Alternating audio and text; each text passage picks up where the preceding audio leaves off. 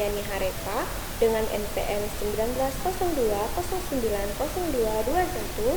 Saya dari kelas 5E Pagi, Prodi Pendidikan Guru Sekolah Dasar, Fakultas Keguruan dan Ilmu Pendidikan, Universitas Muhammadiyah Sumatera Utara.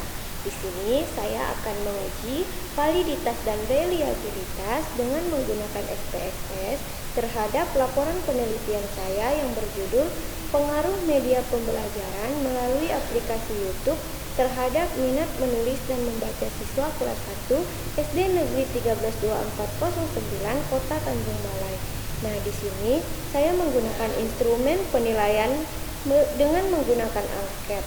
Nah, di sini saya sudah membuat soal sebanyak 20 soal dan ini sudah saya beri kepada siswa kelas 1 SD Negeri 132409 dengan kriteria pengukurannya.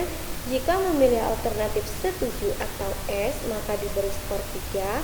Jika memilih alternatif kurang setuju atau KS, maka diberi skor 2. Dan jika memilih alternatif tidak setuju atau TS, maka diberi skor 1.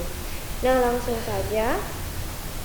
Uji validitas berguna untuk mengetahui kevalidan atau kesesuaian kuesioner yang digunakan oleh peneliti dalam mengukur dan memperoleh data penelitian dari para responden.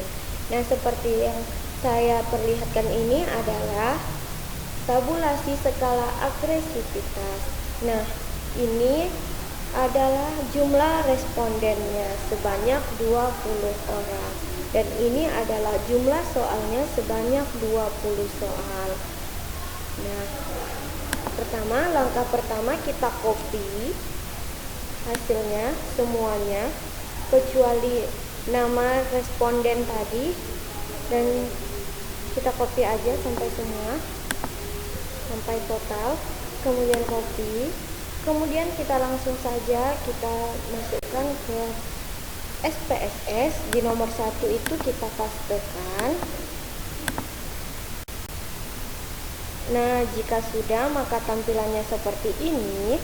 Nah, var 001, var 002, var 003 dan seterusnya kita ubah dulu menjadi soal 1, soal 2, soal 3 dan seterusnya dengan memilih variabel view.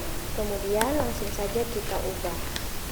Soal 1, soal 2, soal 3, soal 4, soal 5, soal 6, soal 7, soal 8, soal 9, soal 10, soal 11, soal 12, soal 13, soal 14, soal 15, soal 16, soal 17, soal 18, soal 19, soal 20, dan yang terakhir adalah total.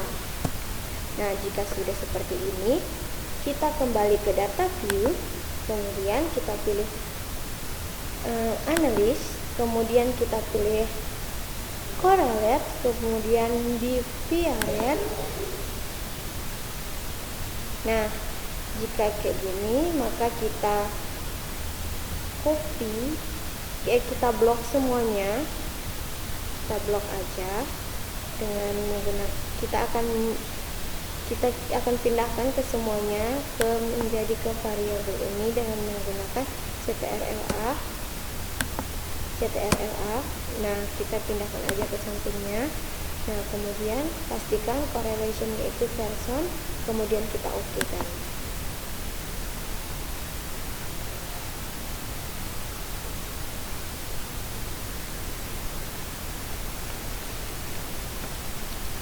Nah, ini dia validitasnya. Kemudian untuk mengetahui sistem itu valid atau tidak ada dua, yaitu pertama dengan membandingkan R hitung dengan R tabel, yang kedua dengan melihat nilai signifikan. Jika nilai signifikan lebih kecil dari 0,05 itu adalah valid, dan jika nilai signifikan lebih dari 0,05 itu dinyatakan tidak valid. Nah, kita lihat soal nomor 1. Ini Pearson correlation adalah nilai correlation atau disebut dengan R hitung. Sig ini adalah nilai signifikan dan N adalah nilai responden. Nah, kita lihat saja di total nomor 1. Catatannya, jika R hitung lebih dari R tabel, maka valid. Cara mencari nilai R tabel dengan N atau nilai responden 20 pada signifikan 5%, pada distribusi nilai R tabel statistik maka diperoleh nilai R tabel 0,444. Nah, maka perlu kita ingat catatannya tadi, jika R hitung lebih dari R tabel maka valid. Nah, kita lihat 0,331 itu adalah R hitung, sedangkan R tabelnya tadi adalah 0,444. Nah, jika R hitung lebih dari R tabel maka valid. Nah, di sini kita lihat bahwa nilai R hitungnya tidak lebih besar dari nilai R tabel karena di sini dia adalah 0,331. Berarti soal tersebut tidak valid. Nah, selanjutnya seperti itu. Kemudian kita akan melihat soal yang valid. Saya akan contohkan di soal nomor 19. Nah, ini soal nomor 19. Kita lihat nilai R hitungnya adalah 0,609. Sedangkan R tabel adalah 0,444. Di sini terlihat bahwa R hitung lebih besar dari R tabel, maka soal tersebut valid. Nah, seperti itulah melihat soal tersebut valid atau tidaknya. Nah, selanjutnya kita akan mencari reliabilitasnya. Uji reliabilitas merupakan sebuah pengajuan kepada sebuah kekonsistensian dari sebuah hasil tes. Nah, kita cari dengan menggunakan analis, kemudian kita pilih scale, kemudian kita pilih reliability analysis, kemudian kita pindahkan soal yang valid saja. Nah, pada soal saya tadi terdapat soal yang valid itu adalah nomor 12, nomor 13, nomor 16, dan nomor 19.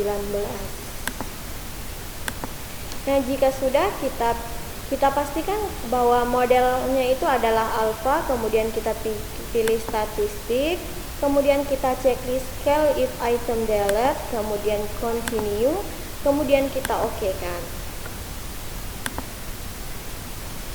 Nah, kita lihat di reliability statistik.